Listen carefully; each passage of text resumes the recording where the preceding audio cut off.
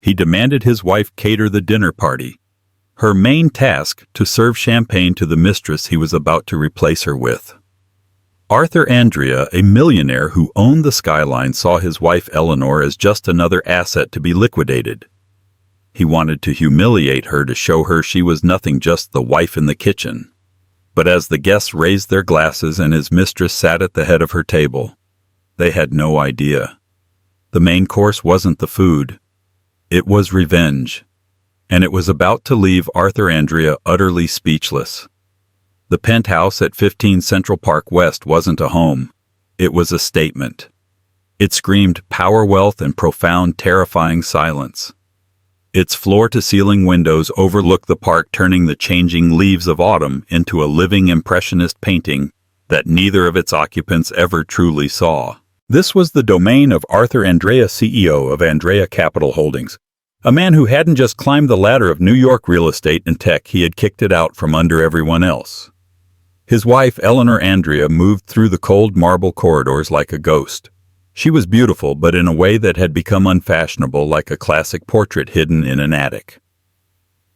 Where the new women of their circle were sharp, loud, and injected with defiance, Eleanor was defined by a quiet, unsettling stillness. Arthur mistook this stillness for submission. He had encouraged it, cultivated it. A silent wife was a manageable wife. Lately, the silence in the penthouse had been charged with something new. It wasn't just the scent of Baccarat Rouge 540 that clung to his tuxedo jackets when he returned from late-night board meetings. It wasn't just the hushed, giggling phone calls he took on the terrace, believing the wind snatched the words away. It was the shift in his arrogance. It had morphed from simple self-satisfaction into a kind of manic, giddy cruelty. Arthur was a man who loved to win, and he was clearly in his mind winning again. Eleanor watched it all. She wasn't a fool, she was a curator. She collected data. While Arthur was out celebrating his new conquest, Eleanor was in his home office, but not the one he used. She used the original office, a small room tucked behind the library where the company's first servers still hummed. Andrea Capital Holdings had been built on a single revolutionary piece of code, an algorithm Eleanor had designed in their cramped fourth-floor walk-up in Astoria back when Arthur Andrea was just a man with a borrowed suit and a charismatic smile. The algorithm, which he had named Apex, could predict micro-shifts in commercial real estate zoning laws based on municipal data patterns. Arthur was the salesman. He sold the dream. Eleanor was the architect. She built the reality. He had promised her they were partners. Andrea Capital, he'd said. It has your name in it. Eleanor Andrea. She had believed him. Until the first round of Series A funding, when the documents listed her not as co-founder but as senior executive assistant. When she confronted him, he had laughed, patting her head. It's just for the investors, baby. They need a single strong face. It's our money. What does a title matter? Now 15 years and $4 billion later, the title mattered very much. She sat at the old terminal, the green-on-black text a comfort to her. She wasn't looking at the main Andrea Capital servers. She was logged in via a secure backdoor she herself had coded to the real ledgers. The ones that detailed the offshore shell corporations, the shadow accounts, and the quiet, systematic siphoning of capital. For 3 years, Arthur had been moving assets. Not just from the company, but from their joint holdings. He was preparing to leave. He was building a new nest, draining the old one dry. He was, in the clinical terms of finance, committing massive, spectacular fraud. Eleanor traced a recent transaction, a $15 million transfer from a known Andrea Capital account to an entity called IR Global Imports, based in the Cayman Islands. IR Isabella Rossi. Eleanor's fingers stilled on the keyboard. She had seen the woman's name in the society pages. A 26-year-old former gallery curator, now a full-time influencer, famous for being famous. That was the scent of Baccarat Rouge 540. A cold, precise anger, an anger she had nurtured for a decade, settled in her chest. Arthur wasn't just leaving her. He was stealing from her using the very money she had earned to fund his new life with a younger, shinier model. And he was using a legal structure so convoluted he thought no one could ever trace it. He had forgotten who built the maze. She clicked a key initiating a deep-level data clone. The servers hummed a little louder. On her desk, a small encrypted hard drive, no bigger than a stick of gum, began to glow. Arthur believed he was the master of the universe. He believed she was a relic. He had forgotten that the relic was the one who held the key. The silence of the penthouse wasn't submission. It was the calibrated, patient quiet of a predator. The confrontation came as all of Arthur's grand gestures did over dinner. Not at a restaurant he hated public displays he couldn't control, but at their own massive 18-seat mahogany table. "Eleanor," he said, pushing aside his barely touched plate of sea bass, "we need to talk about the future." Eleanor folded her napkin. "Oh, are we investing in solar again? I thought we decided it was too volatile." "Don't be obtuse," he snapped. "I'm talking about our future, or rather, the lack of one." He leaned back, steepling his fingers. This was his CEO pose, the one he used right before he gutted a department. "I've been unhappy for a long time, Eleanor. Us, it's not working. The passion is gone. To be frank, it's become a weight." Eleanor simply watched him. She didn't cry. She didn't gasp. She just waited. Her stillness unnerved him, making his prepared speech feel weak. "I've met someone," he blurted out, losing his composure. "Her name is Isabella Rossi. You've probably seen her. She's vibrant. She's alive. And I am in love with her." "I see," Eleanor said. Her voice was level. "I want a divorce," he said, gaining momentum. "I've had my lawyers draw up the papers. They're very generous." "Generous?" Eleanor repeated. "Yes. You get the Hamptons house. And a stipend. A very, very generous stipend." He smiled, trying to be magnanimous. "Enough to live comfortably for the rest of your life. All you have to do is sign. No fuss, no muss." "And if I don't," Arthur's smile vanished. "Then it gets ugly, Elle. My lawyers, well, they're the best. They'll drag this out. They'll use the prenup. The prenup I signed when we had $42,000 in a joint savings account. It's ironclad," he said, his voice like steel. "You'll walk away with that $42,000 and nothing else. Don't fight me on this. You will lose." Eleanor looked at him, truly. Looked at him perhaps for the first time in years. The man she had loved, the man she had built an empire with, was gone. In his place was this hollow, arrogant stranger. "All right, Arthur," she said softly. He blinked, stunned by the easy victory. "All right, just like that. Just like that. I won't contest the prenup. I'll sign the papers." A slow, triumphant grin spread across his face. He had won. It was that simple. He had underestimated her submission. She was even more broken than he'd thought. This was perfect. "Good," he said, standing up. "That's smart, Elle. Very smart." He walked to the window, looking down at the park. "Now there's one last thing. I'm hosting a dinner. Next Friday." "A dinner?" "Yes. It's very important. I'm announcing my new partnership with Sterling Cross Properties. It's the biggest deal of my career. And I'll be introducing Isabella to the board as my new partner, in life and in a way in business." A cold pit opened in Eleanor's stomach. She knew what was coming. "The catering company I usually use, Persephone's Table, has a sudden scheduling conflict. It's a disaster." He turned to her, his eyes gleaming with a cruel proprietary light. "But you've always handled these events.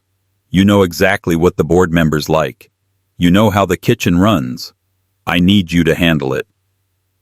The request hung in the air, vibrating with its own audacity. He wasn't just divorcing her. He wasn't just replacing her. He was demanding that she serve her replacement. He wanted her to be the wife in the kitchen while the mistress sat at dinner. It was the ultimate final humiliation. A power play so blatant it was almost comical. You want me to cater the dinner party where you introduce your mistress? I want you to manage it, yes, he corrected, waving a hand dismissively. It's the last thing I'll ever ask of you. A simple, graceful exit. For old time's sake, show everyone how amicable this is. It's better for my image. And, he added, the threat returning, the generous stipend is contingent on your full cooperation until the divorce is final. He was putting her in a box. Sign the papers, get a pittance. Fight, get nothing. Comply with this final degradation and get the generous scraps from his table. Eleanor Andrea stood up. She walked to the mahogany table and picked up his plate. She looked him dead in the eye, and for a fleeting second, Arthur felt a jolt of the same fear he'd felt 15 years ago when she'd first told him her algorithm idea was worth $1 billion. Then the moment passed. She smiled. It was a small, thin smile, but it was a smile. Of course, Arthur. Whatever you need. I'll make sure it's a night no one will ever forget. For the next week, the penthouse was a hive of activity, but not the kind Arthur expected. He saw deliveries of flowers, invoices from wine purveyors, and menus being drafted. He saw Eleanor on the phone with the same catering staff she always used, borrowed from the prestigious Daniel restaurant, discussing canapes and entree pairings. He saw a dutiful, defeated woman securing her stipend. What he did not see was the other Eleanor. He did not see her at 8:00 a.m. on Monday, sitting in a sterile, glass-walled office downtown. The brass plate on the door read, Hayes Legal Group. Diana Hayes was the most feared divorce and forensic accounting lawyer in New York. She was a shark who dressed in Savile Row suits, and she did not come cheap. He's offering the Hamptons house and a stipend, Eleanor said, pushing a folder across the desk. Diana laughed, a short, sharp bark. A stipend? That's adorable. What's he hiding? Everything, Eleanor said. She pushed the small encrypted hard drive across the desk. This is the complete unredacted ledger of Andrea Capital Holdings, its 12 shell corporations, and 3 illegal offshore accounts, including the Andrea Prosperity Fund in the Cayman Islands. It details the systematic fraud and embezzlement of, by my calculations, $1.8 billion over the last 36 months. Diana's smile faded. She picked up the drive, her eyes wide. How in God's name did you get this? I built the system he's using to hide it, Eleanor said simply. He's gotten sloppy. He's moving massive amounts to a new entity, IR Global Imports. His mistress, Isabella Rossi. Diana's professional composure cracked into a look of genuine predatory glee. Oh, he's stupid. Commingling criminal funds with a mistress. That's not just divorce court, Mrs. Andrea. That's the Southern District of New York. That's RICO. That's federal. I don't want him in jail, Eleanor said, her voice cold. Not yet. I want him ruined. Ruined is a process, Diana said, already plugging the drive into a secure, air-gapped terminal. Then let's accelerate the process. He's hosting a dinner on Friday. He's announcing his partnership with Sterling Cross Properties. He's also announcing his relationship with Ms. Rossi. He's what? Diana looked up, incredulous.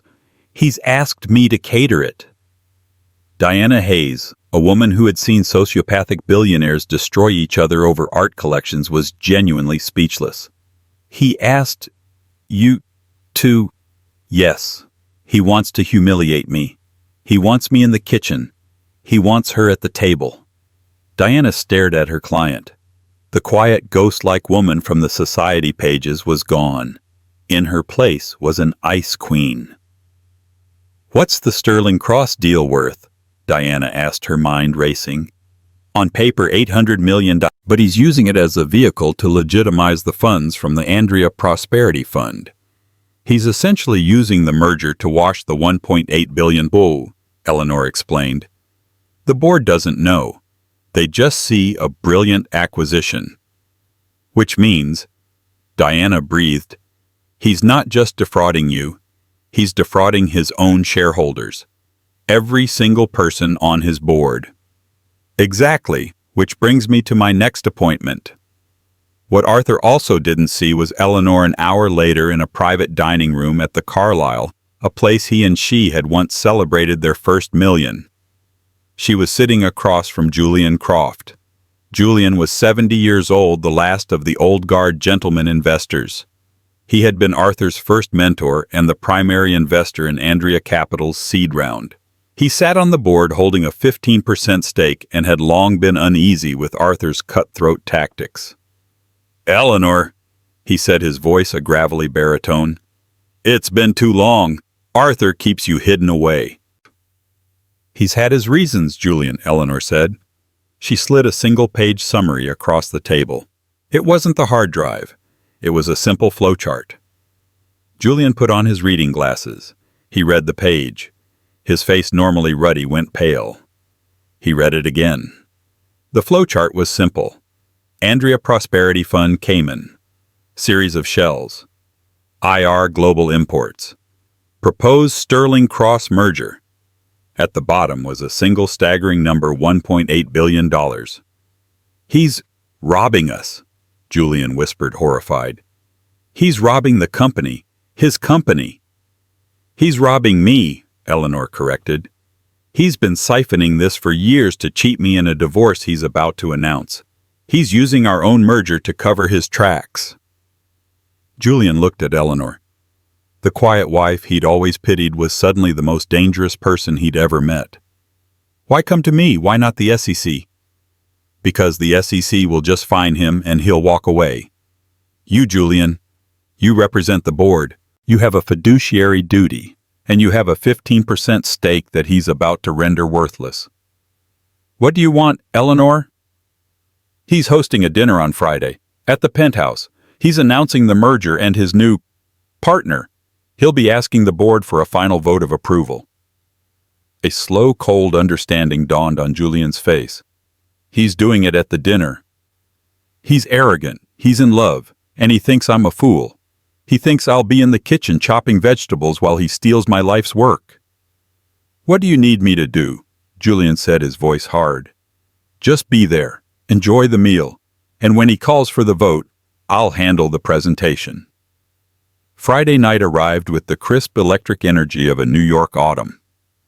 The Penthouse, which had been silent for so long, was now filled with the low hum of conversation, the clinking of crystal, and the scent of white roses and roasting duck. Arthur Andrea was incandescent. He stood at the entrance to his grand dining room, a $10,000 Tom Ford suit draped perfectly on his frame. On his arm was Isabella Rossi. Isabella was a masterpiece of modern curation. She was poured into a shimmering backless Armani privé gown that matched the emerald on her finger, an emerald that had until last week resided in Eleanor's private safe. She was laughing, her head thrown back, a beacon of youth and victory. She was the new queen, and this was her coronation. The guests, 14 in all, were the heavyweights of Andrea Capital. Julian Croft was there looking somber. The other board members, Mark, Sarah, and Michael, chatted oblivious. The lead partners from Sterling Cross Properties, David and Thomas Sterling, were there ready to toast their lucrative new venture. And then there was Eleanor. She was not in a servant's uniform. She was dressed in a simple, severe, but impeccably tailored black dress by the row. Her hair was pulled back in a tight, elegant chignon. She wore no jewelry save her original simple gold wedding band. She moved with a silent, terrifying efficiency. She wasn't serving, she was directing. The catering staff, all professionals she'd handpicked, moved at her command. When Arthur and Isabella entered, Eleanor was the first to greet them, holding a silver tray of champagne flutes. "Arthur," she said, her voice clear and caring. "Ms. Rossi, welcome." Isabella, high on her triumph, took a glass and looked Eleanor up and down. "Thank you, Eleanor," she said, stressing the name. "The place looks lovely. You do have a flair for domestic things." Arthur beamed, loving the drama. "Doesn't she, Eleanor? Be a dear and make sure David Sterling gets one of those. He loves the '98 Krug." Of course, Arthur, Eleanor said. She turned and walked away a ghost in her own home. She's taking it so well, Isabella whispered to Arthur loud enough for those nearby to hear. So professional. She knows her place, Arthur whispered back, kissing her temple. The dinner began. The first course was a delicate scallop crudo. The second was a wild mushroom risotto with shaved white truffle. The wine pairings were exquisite. The conversation was buoyant. Arthur was at the head of the table, Isabella at his side, acting every bit the lady of the house. Eleanor was nowhere to be seen, remaining as promised in the kitchen. Arthur felt a surge of pure, unadulterated power. He had it all. The billions, the new woman, and the seamless, painless disposal of the old one. He had even made his wife cater her own dismissal. He was a king. After the main course, the perfectly roasted duck was cleared. Arthur stood. He tapped his crystal glass with a spoon. The room fell silent. "Friends, colleagues," he began, his voice booming. "This is a historic night. For 15 years, Andrea Capital has dominated the New York market. But I've always said, he who doesn't grow dies. And tonight we grow." He gestured to the Sterling brothers. "Tonight I am thrilled to formally announce our acquisition of and merger with Sterling Cross Properties. This isn't just a deal, it's the new standard, it's the future." Polite, enthusiastic applause. The Sterling brothers raised their glasses. And Arthur continued, his voice softening as he reached for Isabella's hand. "I am a man who believes in partners. True partners. Partners who inspire you, who challenge you, who bring new life. As many of you know, Eleanor and I are—" He paused, searching for the word. "Transitioning. And in that I have been blessed to find a new partner in life. Someone who will stand beside me as we build this new future. Ms. Isabella Rossi." The room was now in a stunned, awkward silence. The board members looked at their plates. This was a shocking breach of decorum. Julian Croft merely stared at Arthur, his face granite. Isabella blushed, though her eyes were triumphant. "So," Arthur said, wrapping it up, "I'd like to ask my fellow board members for a formal final vote to approve the Sterling Cross merger so we can sign the papers before the champagne gets warm." He laughed. He looked to the end of the room where a large 80-inch screen was hidden behind a piece of art. "And now a brief presentation on the projections for the new Andrea Sterling." He pressed a button on his remote. The artwork slid away. The screen flickered to life. But it wasn't Arthur's presentation. The screen did not show logarithmic charts of projected growth. It showed a flowchart. A very simple, very clear flowchart. At the top, two names, Arthur Andrea and Eleanor Andrea. A line connected them to a box labeled Andrea Capital Holdings, Joint Marital Assets. Then a series of red lines snaked away from that box, bypassing the board, bypassing the shareholders, and leading to a box labeled Andrea Prosperity Fund, Cayman Islands, Unlawful Entity. The room was silent. Arthur stared confused. He clicked his remote again. Nothing. "What is this?" he muttered. "Tech glitch." "It's not a glitch, Arthur." The voice came from the doorway to the dining room. Eleanor Andrea stepped into the light. She was no longer the servant. She was holding a small professional microphone. In her other hand was a stack of papers. "Good evening, everyone," she said. Her voice was not loud, but it was amplified, filling the room with a chilling, crystalline authority. "Please forgive the interruption. Arthur, you're right. It is a historic night. And you are right to call for a vote, but I believe the board is voting without all the pertinent information." Arthur's face went from confused to purple. "Eleanor, what the hell do you think you're doing? Get back to the kitchen." "I was," Eleanor said, taking a step forward. "That's where I've been for 15 years. In the kitchen. The kitchen where the books are cooked." Isabella let out a nervous laugh. "Arthur, what is this? Is this a joke? Eleanor?" Arthur roared. "The presentation you're seeing," Eleanor continued, ignoring him, "is a simplified summary of my audit. An audit I requested as a non-executive founder and signatory on the original 2009 charter. A charter, I might add, that my husband illegally amended in 2018 without my consent, a felony in itself. The board members Mark, Sarah, and Michael were now bolt upright in their chairs. The Sterling brothers looked at each other, profound panic dawning on their faces. Arthur mentioned the Sterling Cross merger, Eleanor said. A brilliant deal. But why is it brilliant? Let's look. She clicked her own remote. The chart expanded. For 3 years, Arthur has been systematically embezzling funds from Andrea Capital.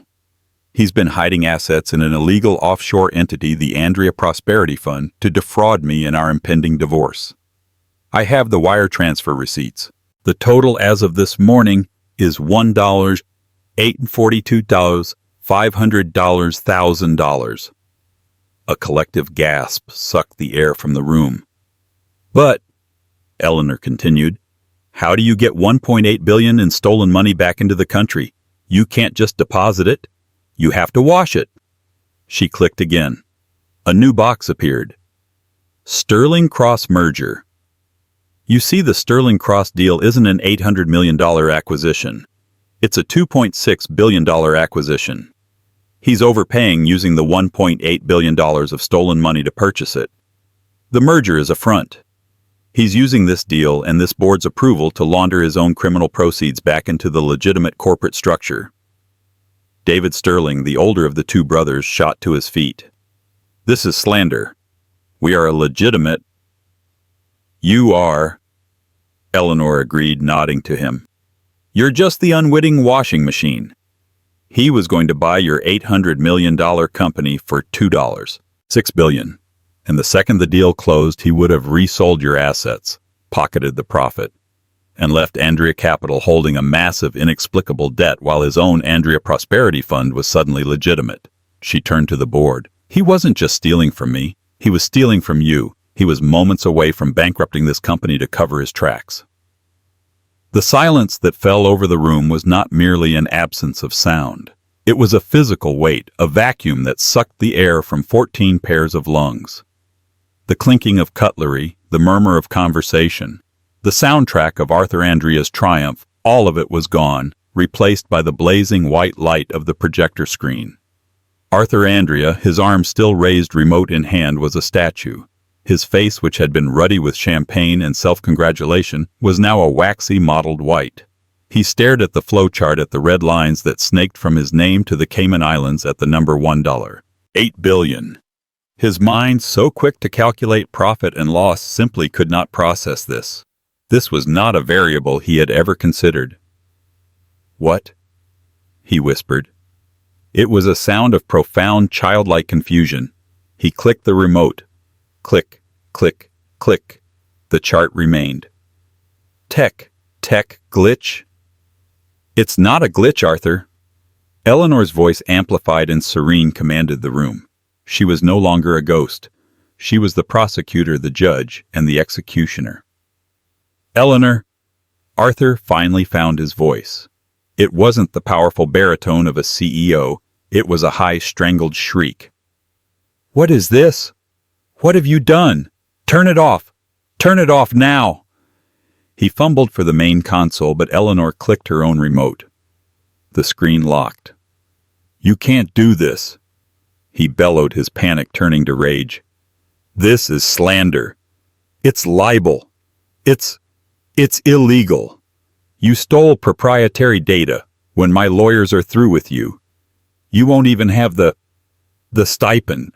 Actually, Arthur, a new voice said gravelly and full of contempt. At the far end of the table, Julian Croft, the 70-year-old mentor, the man who had been Arthur's first backer, was slowly, deliberately folding his napkin. He placed it beside his plate. He looked at Arthur not with anger, but with a deep, profound disappointment that was somehow worse. She didn't steal a thing. Arthur's head whipped around. Julian, what are you talking about? She's hysterical. She's making this up. It's a fantasy. Is it? Julian said, his voice carrying in the dead quiet. He turned to the rest of the stunned board. Mark, Sarah, You'll recall I raised concerns at the last quarterly meeting about the creative accounting surrounding the Sterling Cross proposal. The numbers felt inflated, padded. Julian gestured toward Eleanor. At my firm's official request as a 15% stakeholder, Mrs. Andrea, a non-executive founder with charter auditing rights. I'll remind you, was kind enough to conduct a full independent forensic analysis. What you see on that screen, he nodded to the flowchart, is not slander. It is the verified, unassailable, and disgusting truth. He wasn't just planning to defraud his wife, gentlemen. He was planning to bankrupt us. This was the first twist. Arthur's defense of stolen data had just been legally and publicly eviscerated by his own mentor. He was no longer a husband being attacked by a bitter wife. He was a CEO being exposed by his own board. Arthur staggered, one hand grabbing the table for support. Julian, you sided with her. I sided with the company, Arthur, Julian said coldly. The one you were gutting. But the annihilation was not complete. The second, more animalistic sound of betrayal came from Arthur's side. Isabella Rossi had been staring at the screen, her mind a frantic blur. She didn't understand wire fraud, but she understood one thing. Her eyes were fixed on the box labeled IR Global Imports. Her box. It was linked by a thick red line to a box that said Unlawful Entity. She saw her future, the Armani gowns, the society pages, the penthouse, all of it vanishing. But she also saw a new, terrifying future: courtrooms, lawyers, and jail cells. She wasn't just a mistress, she was an accomplice. Arthur, she whispered, her voice trembling. Arthur, what is that? What is IR Global Imports? Arthur, bleeding from Julian's attack, ignored her. You old fool, Julian! You've destroyed us! Arthur! Isabella shrieked, jumping to her feet. Her chair toppled over backward with a crash. All pretense of the sophisticated, cool-headed new partner was gone. She was a cornered animal. Tell them it's not true. What is that money? You told me it was a gift. You told me it was an investment for my fashion business. She grabbed his arm, her nails digging into his Tom Ford suit. You said it was our nest egg. You said the board was trying to cheat you. You said you were moving the money to protect us. Tell them. Tell them, Arthur. She had done it. In her panic, in her desperate, selfish attempt to save herself, she had just provided a room full of witnesses, including the board, and soon the authorities, with a public confession. She had confirmed his criminal intent. Arthur, his face a mask of pure murderous rage, finally turned to her. He didn't yell. He whispered, You utter fool. That was all. He turned his gaze from the crying mistress, from the disgusted mentor, to the one person responsible. He looked at Eleanor. She was still standing by the doorway, calm, watching the magnificent multi-act tragedy she had authored. You, he seethed, all his rage, fear, and humiliation coalescing into one word. This was you. All of it. The dinner. The staff. You were in the kitchen. Cooking. While you... He trailed off his own words, catching in his throat. Eleanor took a deliberate step forward. She was no longer amplified, but her voice was sharp and clear in the ruined room. Yes, Arthur. I was in the kitchen, she said. You wanted to humiliate me. You wanted to show everyone that I was just the wife in the kitchen, while your mistress sat at the head of my table. She walked past the shattered champagne flute, past the stunned board members, until she was standing just a few feet from him. You've always had a problem with metaphors, Arthur. You forgot the most important thing about the kitchen. She leaned in, her voice dropping, forcing him to hear every syllable. The kitchen, she whispered, is where the knives are. As if her words were a cue, the grand double oak doors of the penthouse burst open, not quietly, but with a thud that echoed in the cavernous room. 2 uniformed NYPD officers entered first, their presence an immediate, shocking violation of the privileged space. They were followed by the severe-looking woman in the dark suit, and finally by Eleanor's lawyer, Diana Hayes. The Sterling brothers, who had been watching the scene like a tennis match, instantly paled. "My God," David Sterling breathed. "It's the SEC." Arthur Andrea's world, which had been fracturing, now ceased to exist. "What is this?" he stammered, looking wildly at the officers. "Get out! Get out of my home!" Diana Hayes smiled a thin, shark-like smile. "They can't, Mr. Andrea. It's not at the moment you're home." She held up a thick, court-stamped document. "Arthur Andrea, I am Diana Hayes, counsel for Mrs. Eleanor Andrea. This is a court-ordered emergency injunction signed by Judge Thomas Miller of the State Supreme Court, freezing all personal, corporate, and subsidiary assets of Andrea Capital Holdings, its board members, and you pending a full federal investigation." The woman in the suit, Agent Riley, stepped forward. "Mr. Andrea," she said, her voice flat and bored, as if she did this every day, which she did. "I'm with the SEC's White-Collar Crime Division. We have a warrant to seize all financial records on these premises, and we have a few questions for you down at our downtown office. I suggest you come with us." An officer stepped to his side. "Sir, please stand." Arthur Andrea didn't move. He didn't protest. He didn't yell. He simply deflated. The power, the arrogance, the vital, terrible energy that defined him all drained out onto the floor. He looked at the officer. He looked at Agent Riley. He looked at Diana Hayes. And then his eyes found Eleanor. His mouth opened. He tried to speak.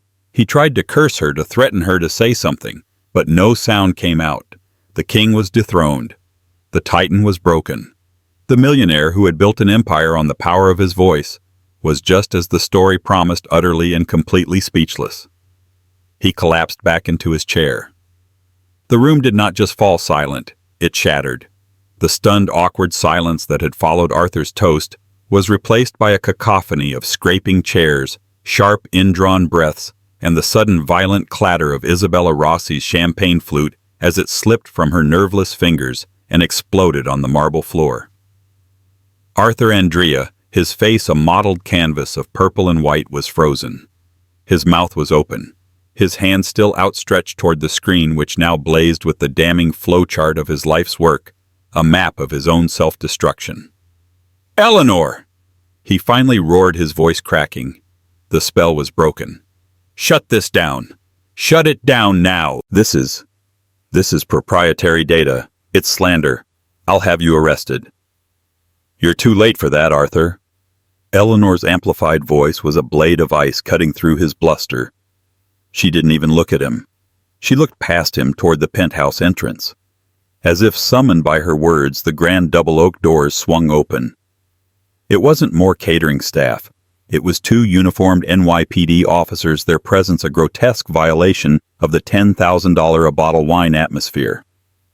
Behind them stood Diana Hayes, her face a mask of predatory calm, and a severe-looking woman in a dark suit holding a leather portfolio. "Agent Riley," Eleanor said, gesturing to the stunned man at the head of the table. "This is Arthur Andrea. I believe you have a warrant for him." A warrant?" Arthur stammered, his eyes darting wildly. He looked to the board members. "Julian, Mark, stop this. This is a joke. It's a marital dispute." Mark and Sarah, the two other board members, were already on their feet, their faces ashen. They weren't looking at Arthur. They were looking at the screen, at the $1.8 billion figure, and doing the math. You stole from us," Sarah whispered, her voice trembling with a rage that was deeper than any fear. "You were going to bankrupt us." "It's a lie," Arthur screamed. "She's a bitter, hysterical." "Mr. Andrea," Agent Riley said, her voice devoid of all emotion. She stepped forward, the officers flanking her. "You are being detained on behalf of the Securities and Exchange Commission and the Southern District of New York, pending investigation into multiple counts of wire fraud, securities fraud, and embezzlement. Please place your hands behind your back." This was the moment, the reality. It wasn't a joke. It wasn't a trick. As the officers moved in, Arthur Andrea, the man who owned the skyline, did something no one had ever seen him do. he crumpled. The bravado, the power, the sheer crushing weight of his ego evaporated. He sank into his high-backed chair, a puppet with its strings cut, and numbly allowed the officers to pull his hands behind him.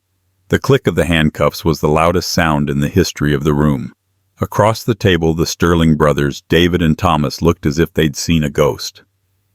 Our deal, David Sterling stammered, pointing at the screen. We knew nothing about this, nothing. This is entrapment. Diana Hayes stepped forward, her heels clicking on the marble. Gentlemen, no one is accusing you. Yet. You are, as my client so aptly put it, the washing machine. We have a team waiting at your offices as we speak to review the acquisition data. I strongly suggest you cooperate fully. Agent Riley has colleagues who would be very happy to speak with you. The brothers looked at each other, sheer panic in their eyes, and began frantically dialing their lawyers. The chaos congealed. The dinner party had become a crime scene. But in the center of the storm, one person was still trying to find an escape route. Isabella Rossi, her emerald dress now hopelessly stained with champagne and scalloped crudo from her fall, had backed herself into a corner. She watched Arthur being cuffed, her mind a frantic abacus calculating her options. Her attachment to him was now a terminal liability. She saw her opening. While all eyes were on Arthur, she gathered her small, glittering clutch and began to tiptoe slowly, almost invisibly, toward the service corridor, the one that led to the kitchen. The kitchen Eleanor was supposed to be in. She was 3 feet from the door when Diana Hayes's voice, as quiet as silk, wrapped around her. Ms. Rossi, don't. Isabella froze her back to the room. She turned, a saccharine, tear-streaked smile plastered on her face. I just feel so faint. I think I'm going to be sick. All of this, it's a shock. I just need some air. Diana Hayes walked slowly toward her, picking up one of the printed summaries from the table. I'm sure it is, especially this part. She tapped the box on the flowchart that read IR Global Imports Cayman. That's my company, Isabella whispered, playing the fool. My import business. For fashion. Your import business, Diana said, nodding, which according to these wire transfer receipts received $15 million in the last 6 weeks directly from the Andrea Prosperity Fund. You are the sole signatory on that account. You are the sole beneficiary. You didn't just get a new dress, Ms. Rossi. You got a co-conspirator's paycheck. The color drained from Isabella's face. The tears became real. No, he said it was a gift. He said it was for me, for our future. He loved me. The IRS and the SEC do not recognize love as a legitimate source of income for $15 million, especially when it originates from a criminal enterprise. Diana said, her voice utterly devoid of sympathy. You are at best a material witness and at worst an active participant in a federal money laundering scheme. Isabella's calculating mind had one last desperate play. She looked past Diana, past the officers, to the one person who seemed to be in control. She looked at Eleanor. Eleanor, she cried, lunging forward only to be stopped by the second officer. Please, tell them you know what he's like. He manipulated me. He lied to me, just like he lied to you. We're the same. We're both his victims. She stretched a hand out, her $100,000 emerald ring glittering under the chandelier. Please just tell them I'm innocent. I'll give you the ring back. I'll give you all of it back. I'll testify. I'll do anything. Just don't let them take me. The entire room, the board members, the lawyers, the cops stopped to watch. This was the true reckoning, the mistress begging the wife for salvation. Eleanor Andrea stood impassive for a long moment. She looked at the crying, groveling woman who had just an hour ago looked at her with such casual contempt. She saw the woman who had sat at her table worn her jewelry and planned a future with her husband paid for with her money. Eleanor took a step closer, close enough for Isabella to see her clearly. "We are not the same," Eleanor said, her voice a low, cold whisper. "You were his mistress. I was his partner. You saw a bank account. I built the bank." She turned to Diana. "Ms. Hayes, I believe Miss Rosie is a flight risk, and she just confessed to receiving the funds." "Thank you, Mrs. Andrea," Diana said, nodding. "Officer, if you would be so kind as to escort Ms. Rosie to a separate room. Agent Riley's colleagues have a car waiting for her downstairs. They are very eager to hear all about her fashion import business." "No!" Isabella shrieked, her mask of civility completely gone. You bitch! You did this! You—" The officer took her arm firmly, and her protests were cut off as she was marched out of the room, her sobs echoing down the marble hall. The mistress at dinner was being escorted out not by a suitor, but by the law. The room was quieter now. The Sterling brothers were conferring in a corner with their legal team on the phone. The caterers who had been hiding in the kitchen were now being quietly dismissed by one of Diana's associates. The only ones left at the table were the board, Julian Croft looking grim, and the other two, Mark and Sarah, who were now looking at Julian with a new kind of fury. "You knew," Mark said, his voice a low growl. He pointed a finger at Julian. This presentation. Her audit.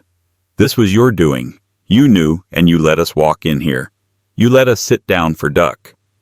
"I did what was necessary, Mark," Julian said, his voice heavy. "Necessary," Sarah shot back. "This theater, Julian, this sting operation. You've exposed the entire company. By the time the market opens on Monday, our stock will be wallpaper. We're going to be drowned in shareholder lawsuits. You could have handled this quietly. You could have brought it to the board." "And done what, Sarah?" Eleanor's voice cut in. She had walked to the head of the table, to the empty chair where Arthur had sat. She didn't sit, but stood behind it, her hands resting on the back. It was a position of pure power. "If Julian had brought this to the board," Eleanor continued, "what would you have done?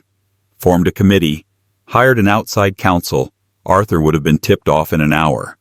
The $1.8 billion which is still in the Cayman account would have been transferred to a non-extradition country by midnight. The Sterling Cross deal would have been finalized, and he would have been on a private jet to Dubai, leaving you holding a bankrupt, hollowed-out shell. You'd have nothing." She let that sink in. The anger on their faces was slowly replaced by a dawning, sickening realization. "This theater, as you call it," Eleanor said, "wasn't for revenge. It was a pincer movement. We had to wait for the one moment he was fully exposed and legally vulnerable, the moment he publicly asked for your vote to approve a fraudulent merger. That," she said, tapping the table, "was the final prosecutable act. And the only way to get the emergency injunction from Judge Miller to freeze every last asset before he could run. I didn't expose the company. I saved it." Mark and Sarah stared at her, speechless. They weren't just looking at Arthur's wife. They were looking at the new undisputed center of gravity in the room. The last piece of drama was by the elevator. The officers were leading a cuffed, vacant-eyed Arthur Andrea out of the dining room. Eleanor followed with Diana and Julian a few steps behind. They reached the private elevator bay. The doors opened with a soft ding. The officers guided Arthur in. He stood inside the mirrored car, a broken man in a $10,000 suit. As the officer reached to press the button, Arthur looked up, his eyes meeting Eleanor's. His face, so empty moments before, contorted into a final venomous mask of comprehension. "This wasn't about the money," he whispered, his voice hoarse. You could have just left. You could have taken a settlement. You did all of this circus, just for revenge, to ruin me." Eleanor stepped forward, stopping just outside the elevator doors. She looked at the man she had once loved, the man she had built an empire for, the man who had tried to discard her like a piece of used furniture. "You're still missing the point, Arthur," she said, her voice soft but carrying. "You think so small. You think this was about us. You think it was about passion or jealousy or revenge." She shook her head. "You tried to liquidate me as a marital asset. You miscalculated my value. This wasn't revenge, Arthur. This was a hostile takeover. You were the one thing in my company that was no longer profitable." Arthur's eyes widened in a final, terrible understanding. She hadn't just divorced him. She had acquired him and was now breaking him up for parts. You'll never run it." He spat a last desperate attempt to wound her. "They'll never let you. The board, they'll never let the wife in the kitchen run the company." "I was never the wife in the kitchen, Arthur," Eleanor replied. "I was the architect in the back room. You were just the salesman out front, and you just breached your contract."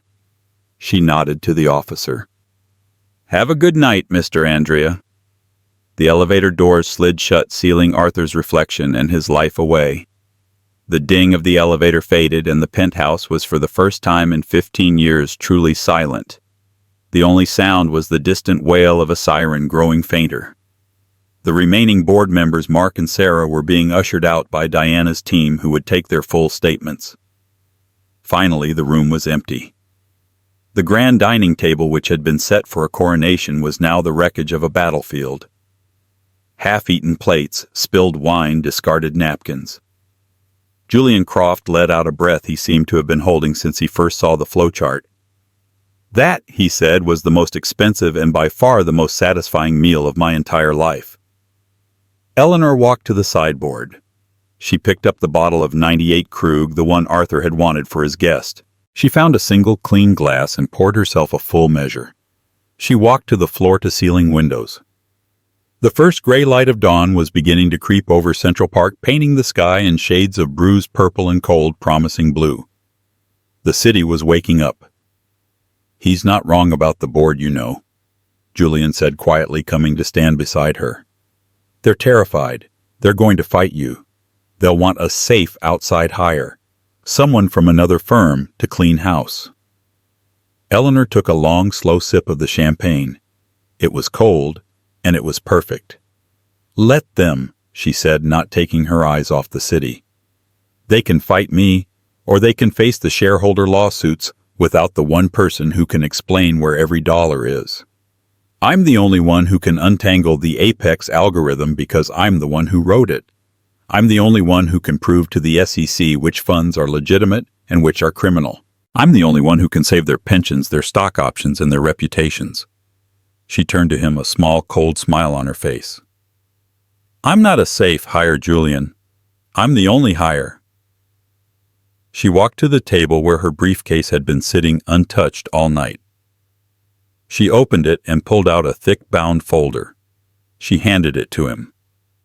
The cover read, "Andrea Capital 90-Day Stabilization and Recovery Plan." Julian looked at it, then at her, his awe palpable. You had this ready." "I told you," Eleanor said. "I've been in the kitchen cooking for a very long time. I'll need you to call an emergency board meeting, 9 a.m., at the office. We have to draft a press release before the market opens on Monday." She picked up her glass and raised it not to Julian but to the skyline, to her skyline. "Get some rest, Julian," she said. "We have a company to rebuild." He nodded, taking the folder, and left her alone. Eleanor Andrea stood in the ruins of her old life, drinking champagne in the dawn of her new one. She was no longer the wife in the kitchen. She was the queen, and this was her castle. And just like that, the empire Arthur Andrea built on lies crumbled into dust, served on a silver platter by the woman he forced into the kitchen.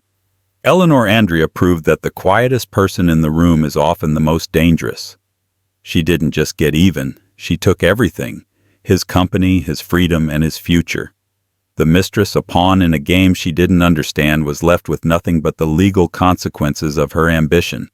And Arthur, the master of the universe, was left utterly and finally speechless. What did you think of Eleanor's ultimate revenge? Was it justice or was it colder? Let us know your thoughts in the comments below. We read every single one. If you love this story of hard karma and intricate twists, please like this video, share it with someone who needs to see it, and subscribe to our channel for more real-life drama every week.